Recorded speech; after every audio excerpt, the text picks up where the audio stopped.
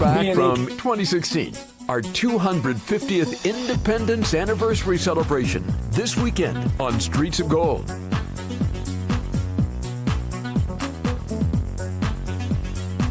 This community interview is made possible by Shaw and Associates. I'm Dave Shaw, President and CEO of Shaw & Associates. For over 70 years, Shaw & Associates has been your trusted experts for wealth management, tax, accounting, and payroll. We change lives and inspire true wealth, one person, one family, one business at a time. Shaw & Associates is a wealth management investment firm that specializes in taxes, serving as a fiduciary, putting your interests first.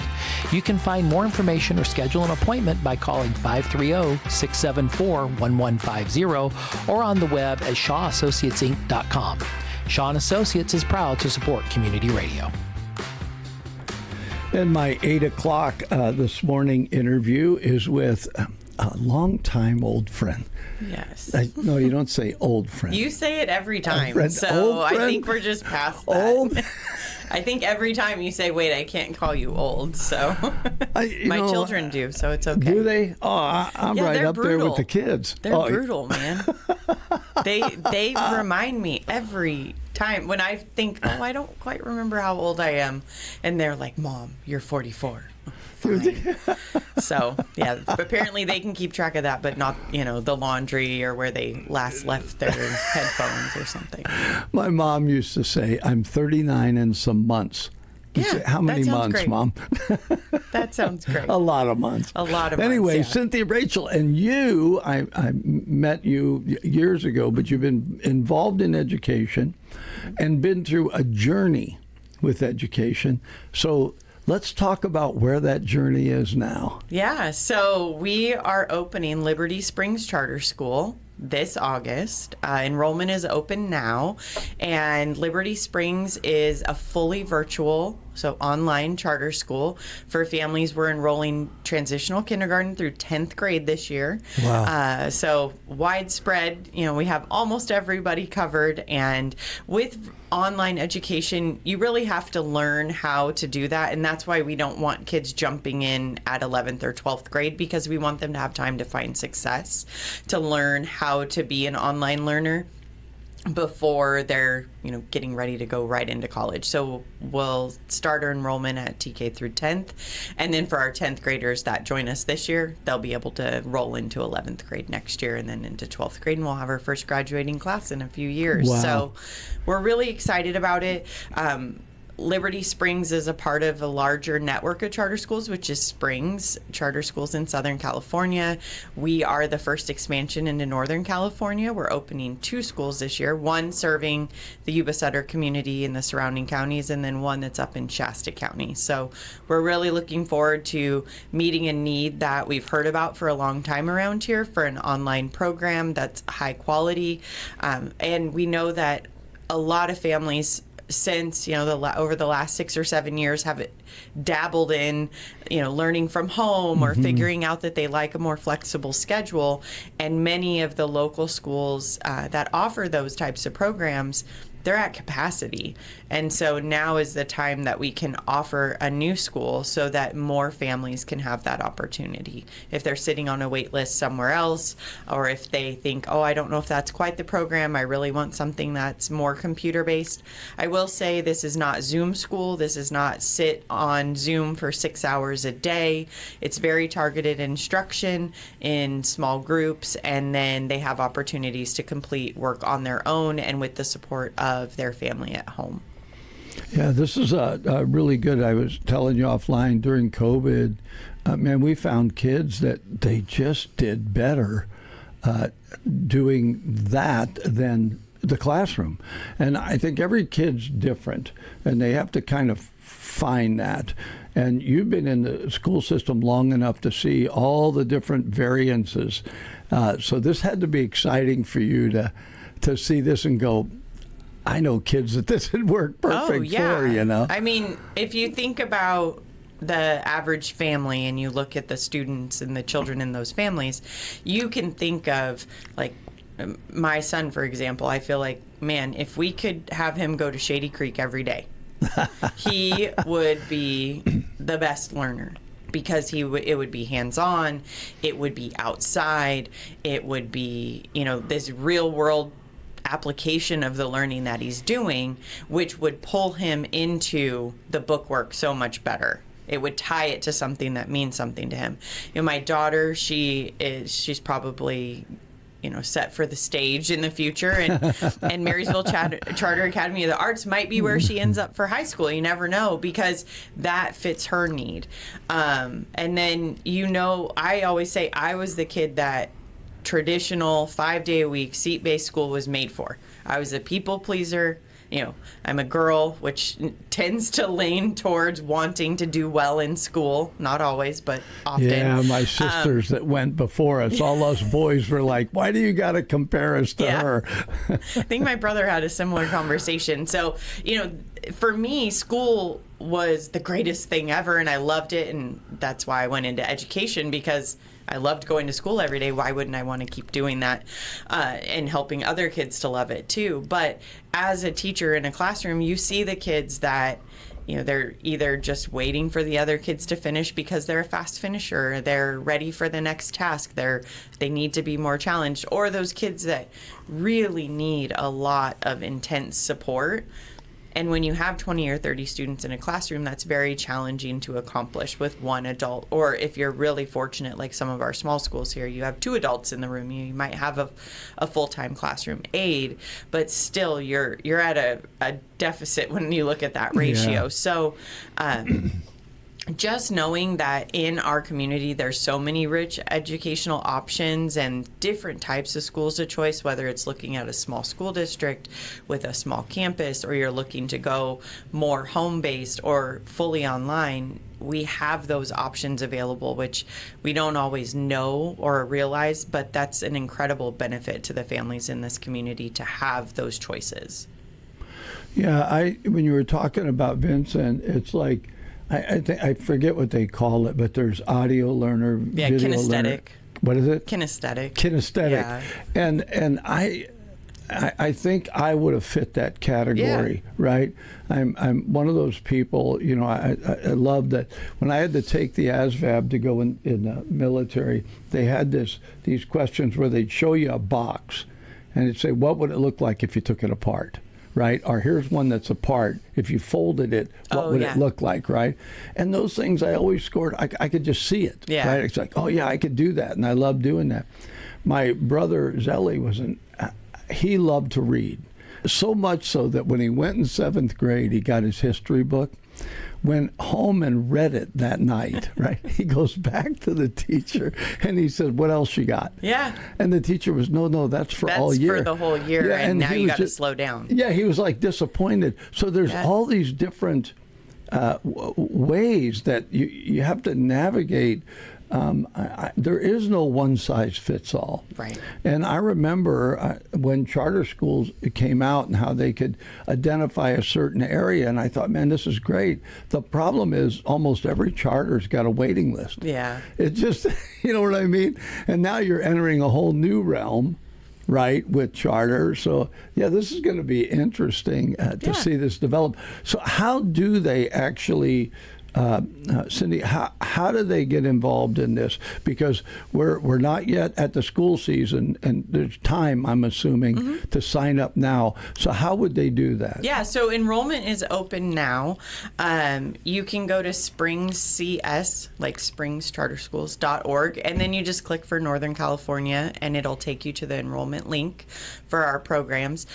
We use Pearson's enrollment platform, so if you feel like, wait, I was at Springs and now I'm at a different one, that's why, because we keep it all together for all of our Connections kids. And we opened enrollment, I think 2 weeks ago is when the platform went live. So we're ready for families to join, and school starts in August. And as soon as they sign up, they'll start to get information and finish their application. And as long as you live in the county and you're in the counties that we serve, which is Sutter County and every county it touches. So we have 7 here that we can serve. Wow. Yeah, big range. And if you live there and you're going into TK through 10th grade, then you're eligible to enroll. I can't imagine that you're not going to be inundated parents wanting to do this. So since it's not Zoom, is there a video connection that the kids will have? Yeah. Because you talked about they get a computer and then all their information is on there. So how does that video connection work? So we use Pearson Online Classroom, which is a platform, and I believe the videos themselves or those calls are handled through a Zoom account, but it's not Zoom school where you're sitting there for 6 hours and your teacher's just teaching you like you're in a normal classroom. And we know a lot of families were really burnt out by that. So we want to make sure that the time that you are online on the video call with your teacher is meaningful, and it's something that you need, kind of like this meeting could have been an email. We don't want them to say this class time, I could have just done this on my own. There's plenty of opportunity to do things on their own. So in the Pearson Online Classroom platform, they would log in the morning. It'll have their daily schedule of the classes that they can click to join, the assignments that they're going to complete. The nice thing for a lot of families is if you're looking for an alternative to a site-based program that you go to every day, but you don't feel passionately about selecting individual curriculums and getting really deep into that part of it, it's all set up for you. So this is a very parent-friendly program because the pacing is already established by the teacher. If you need to slow down or if something happens, they can help you to readjust that. But you don't have to feel like you have to become this fully, the educator at home in that same way, because they have a lot of support built in. And then the kids have lunch bunch, so they have the opportunity if they want to socialize with other kids during lunch. It is a supervised time online, and they can play games. They can talk in small groups. They have opportunities. We've been testing and piloting a program called School Space, which is like an online playground, and they have different spaces within there that they can do different activities together. So finding those connection opportunities in a virtual environment. And then also throughout the year, we will have some local meetups and field trips for the kids so that they can start to connect with other families. One of the greatest resources in our community is the Yuba Sutter Homeschoolers group. They're on Facebook, and they're moms and dads and grandparents that are doing this work every day, and they're just doing it together. Let's meet at the park today, or let's get this field trip at Bishop's, or we want to go see Old Sacramento, and they just put that together just as individuals. And that's really the community that is so valuable for these families, just to have those resources and connections here that aren't necessarily school specific, but just, hey, we're all trying this in all different ways, and we'd love to become closer, because we know that you might have a 5th grader that, or 11-year-old that loves Legos, and I have a 5-year-old that's just getting into Legos and could really use a helper that could show them how to do it. And just finding those connection opportunities is really important when you're doing this work.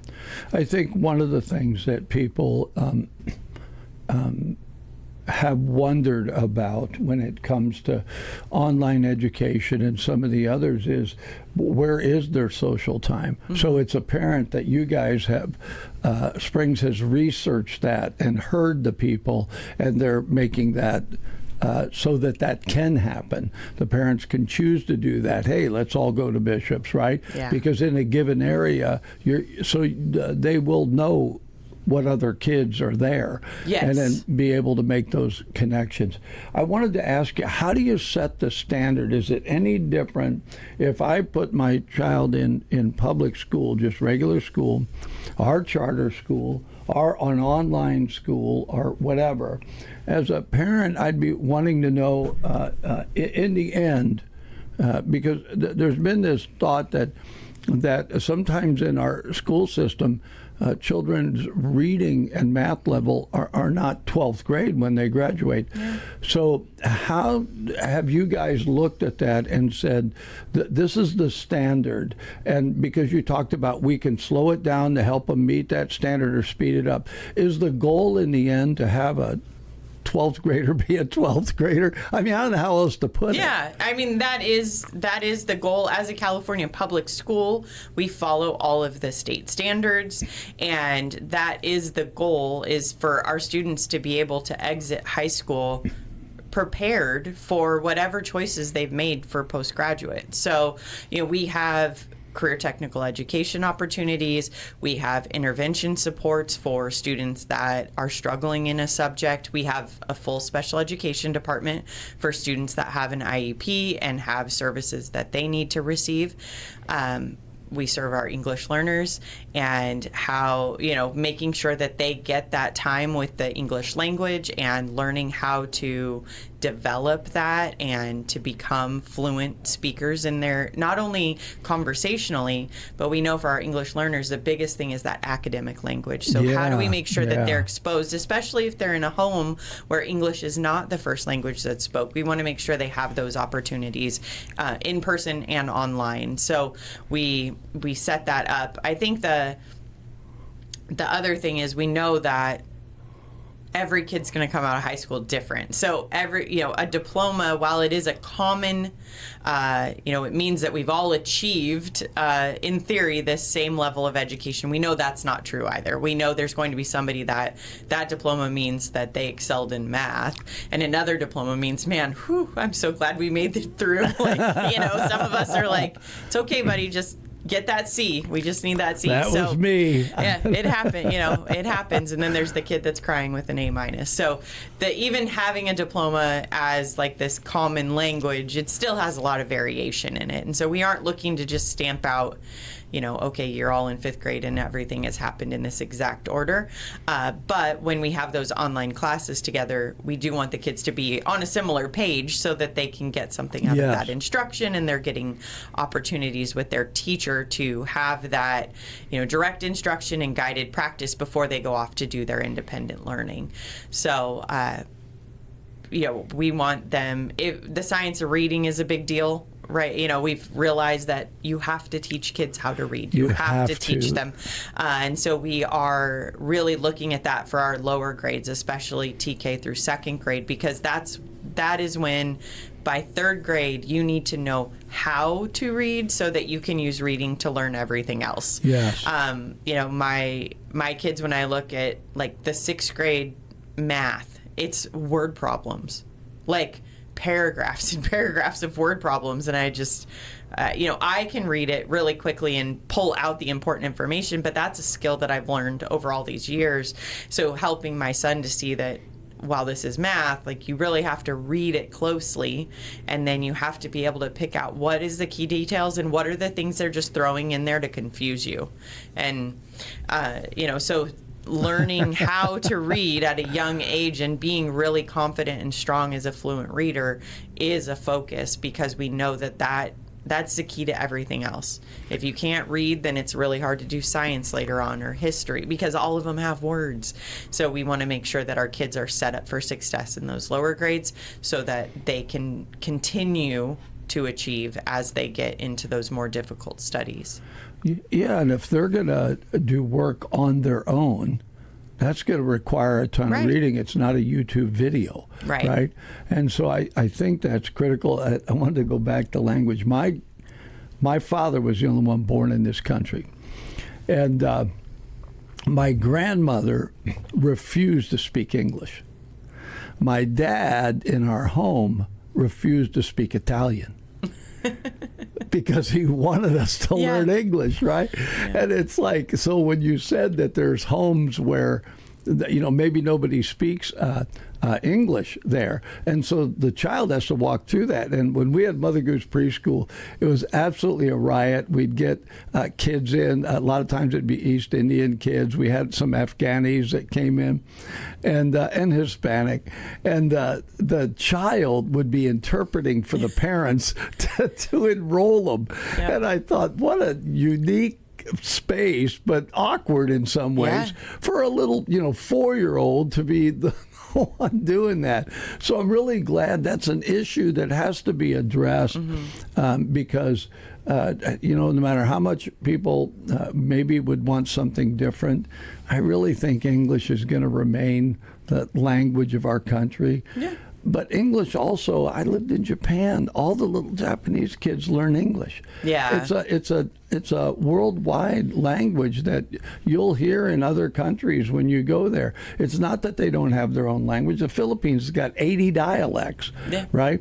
So having children being able to retain, I always wish I'd spoke Italian, right? Right. But being able to function, I'd have to find an Italian neighborhood and get a job where they only spoke Italian. It's like that immersive experience to try to keep it up. And I mean, we've talked a lot about age today, but the older we get, the harder it is to learn another language. So, our little guys they're ripe for adaptable. that. They at the kids' preschool, I think they sprinkled in Spanish and Punjabi and English, and if there was another language that came in, they would work with that too, just to give. If nothing else, it just showed the kids that no matter how it sounds, you guys are all saying the same thing. So again, that's an opportunity to connect and just demystify another language, just to say this is the same as what you just said, it just sounds different. We're all speaking, we're all trying to communicate, and on the flip side of our English learners, we also have foreign language opportunities for our students as they get older, because that is still a graduation requirement. And I know there's always the joke of, oh, well, I did a semester and a half of French, right? You learn all the bad words first, or, that's what everyone remembers. But it is still valuable to understand the language patterns of another language, even if you don't end up becoming fluent in it, just to have that exposure. And so we have classes for our older kids to be able to work on that and to meet those high school graduation requirements. So you mentioned CTE. So for a long season, it was like every kid's got to go to college. Every kid's got to go to college. And now all of a sudden we got a trade shortage. Yeah. And you got plumbers and electricians making more than doctors and lawyers, right? So that opportunity with Springs is available to be looking down the road and say, here, these are CTE classes, these are the things that would prepare you for the workforce, for an internship or an apprenticeship or something down the road. So I'm really glad you guys have included that, because education, once you get past, I know there's countries that only go to 6th grade. And it's 6th grade, that's your basic education. Mm-hmm. Now you pick a field, or you pick, wherever you're going to do. And I think we're moving more in a model like that to fill all the needs, right. And I know the colleges sometimes got so far behind, like all of a sudden we had a shortage of nurses. Oh, gee, let's have a nursing program at our college. Yeah, now we got a teacher shortage. And it's we're hiring too. So, so if anybody wants to wear, they call it professionally, they speak above the keyboard, which means like you have to wear a nice shirt and then you wear comfy pants. I call it a work mullet. I live the work mullet life. I love it. Comfy leggings at home and then a nice blouse if I'm in a meeting. But working from home is a really incredible opportunity. So I love that. But on the CTE front, so we have in-house provided CTE classes, but we also are setting everything up with the Tri-County ROP. So if there are students that are interested and want to take a class that's being offered at a local campus, finding ways to do that. And I know that over at Sutter County Superintendents of Schools, they're really looking for ways to connect with middle school, because it isn't about necessarily you have to pick your path at middle school and stay with it forever, because we know that's just not the reality of the workforce now. But really it's about exposure. Do I like this? Do I not like this? That is huge, to figure out that you didn't like something early on. If you can figure out, if you thought I want to be a teacher my whole life, and then you go through 4 years of college to become a teacher before you ever step foot in a classroom to teach a lesson, then you figure out, oh my gosh, I love kids, but I do not want to do this every day. Well, now you have 4 years of college and you have you don't know where you're going next. So this exposure and figuring it out early on, like, I like this, I don't like this, I want to learn more about this, that wasn't right for me. All of that is valuable. I mean, we see people in their 20s floundering trying to do that. You know, because they've spent and invested so much time and money in one path only to discover they don't actually love that. So I think that's the beauty of CTE and ROP opportunities now, is you don't have to say, I'm going to be a doctor.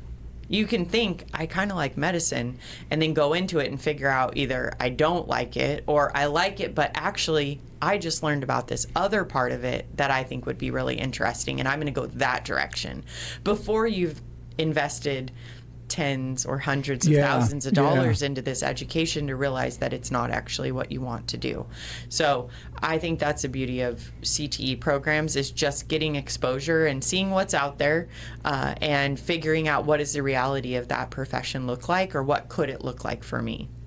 You know, when I was in school, I was able to take wood shop, metal shop, drafting, auto mechanics, right? So it was kind of like CTE. Yeah.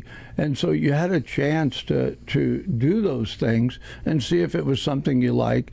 And I have to admit, some of it really became beneficial later in life when I had to do something. Change a tire. And I remembered, you know, that's how you do that.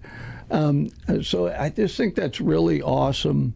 Because you're right, some people will. I've talked to several people who went professional and then found out it wasn't what they wanted to do after going through the college, right, doing the whole thing.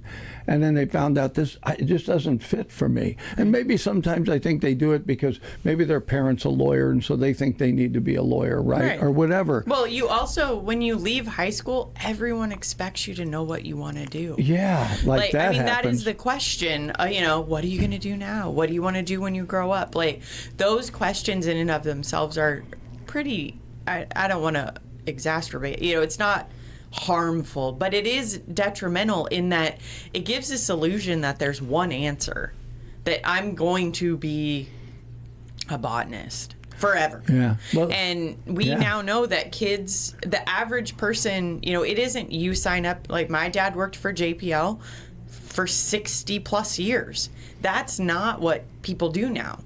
I mean, they may not even stay in the same career field, let alone the same company. And the average person is moving every 3 to 7 years. So that means it isn't what do you want to do when you grow up. It's here's some really cool things you could do for a while. And then you figure out, do you want to stay with it for longer or not? And even within education, you know, I was a kindergarten teacher, and then I became an education specialist for families that were homeschooling, and then I became a school leader there, and then I started running the communications and marketing department, which is not education. You know, that's just, you just never know where you're going to go. And then now to have this opportunity to open new schools and to support the communities that those schools are going to be in is really awesome. But again, I am now wearing a lot of different hats than what I originally thought. I'm going to be a kindergarten teacher forever. I mean, I think I wrote it in first grade. So instead, you decided to have kids. And then they grew too. Past kindergarten, I know, so you had to move on. Darn those kids. Vincent turns 13 on Sunday. Oh, my gosh.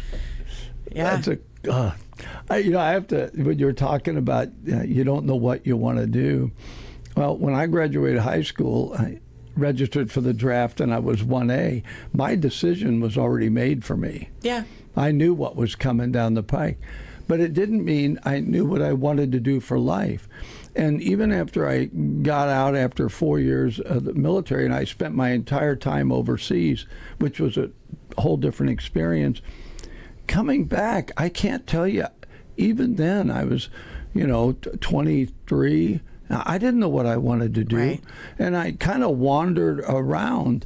Yeah. And so this idea that you're going to graduate from high school and know what you're going to do the rest of your life, maybe some kids do. Yeah. But generally, I don't think that's true. I think you have to experience life. You have to kind of walk through things. Yeah. And so you guys offering such a wide variety that they can try. hey, I'm in school. Let me try it while I'm in school, right? And then I'll find out if that's something that maybe I would want to do when I got out. Plus, you do have the influence of parents in a different way than regular school, where the dad and mom are working, the kid goes off to school. They may have a conversation, but there's something different when they're actually helping in that education. Right. That makes a difference. It makes a difference. I used to tell parents at Mother Goose, read to your child.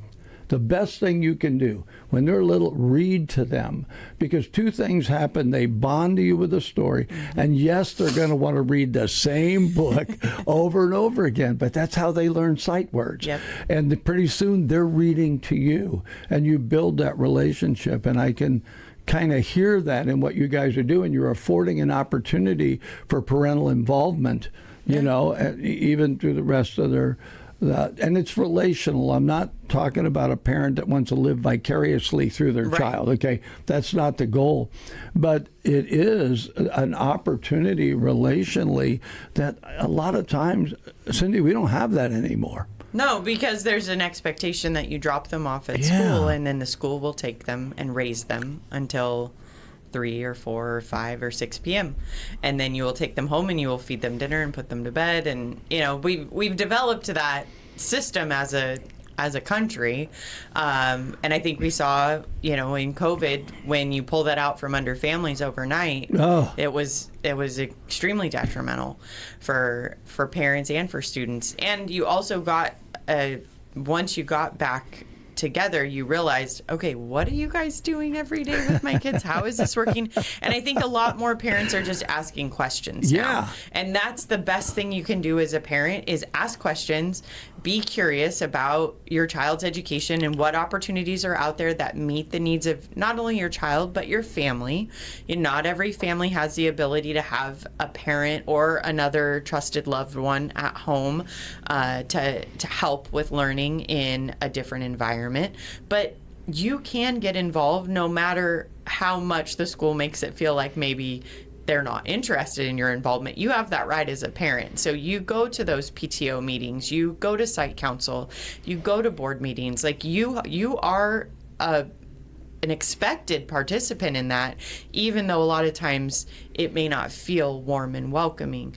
You are needed there. So, and it is your child. You know them better than anyone else. And it's your responsibility as a parent to be as involved in their education as you can. So if you can't volunteer in their classroom, stay in contact with their teacher. If you find that a site-based program isn't working, do a little bit of research, ask your friends, and find out what programs are available, because our community has a wealth of programs to meet just about any need of a family. So we would love for families to check out Liberty Springs, and I'm always available. I can tag myself in the Facebook post if people have questions. I'm always happy to talk to them. And but just know you have choice in this community, and that's a blessing. So don't take it for granted, and just think, and don't feel like you're just stuck. Know that there's choices out there, and there's opportunities available to meet the educational needs of each of your kids. All right, one last time, how do they get a hold of you? So Liberty Springs Charter School, you can go to springscs.org and click on Northern California, and you can enroll today. Well, congratulations on your new job. Thank you. You're no different. You are consistent. I'm consistent, thank you. And so plugging you into something new, this has got to be great for you too. Yeah, it's good. You know what I mean? Brain challenge for me. Yeah. All right. Thank you, Cynthia. Thank you. Cynthia. Oh, yeah, getting all official here. Yeah. This community interview is made possible by Shaw and Associates. I'm Dave Shaw, President and CEO of Shaw & Associates. For over 70 years, Shaw & Associates has been your trusted experts for wealth